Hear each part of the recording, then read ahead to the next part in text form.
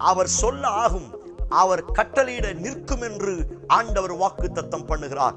என்னுடைய வாழ்க்கையில் அநேக குறைவுகளும் போராட்டங்களும் நெருக்கங்களும் அவ்வப்போது என் வாழ்க்கையை அழித்து போடுவதற்காய், அந்த எல்லையை தொடவிடாதபடி என் திட்டங்களை என் பாதையை முடக்கி போடுவதற்காய் இன்றைக்கும் ஒரு கூட்ட வல்லமைகள் போராடி கொண்டிருக்கிறது.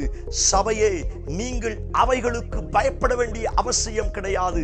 காரணம், உங்கள் சார்பில் பேசுவதற்கு, வழக்காடுவதற்கு, கட்டளையிடுவதற்கு இயேசு நின்று கொண்டிருக்கிறார். உங்களுக்கு விரோதமாய் எழும்புகிற சில வல்லமையை பார்த்து அவர் கட்டளையிட போகிறார். உங்களுக்கு வரவேண்டிய சில காரியத்தை பார்த்து அவர் பேச போகிறார். அவர் கட்டளையிடும் பொழுது, அவர் பேசும் பொழுது இதுவரை நடக்காத கிடைக்காத அநேக நன்மைகளை நிச்சயம் நீங்கள் பெறப்போகிறீர்கள். வழக்காடுகிறவர் உன் அருகாமையில் இருக்கிறார். ஆமென். Praise the Lord.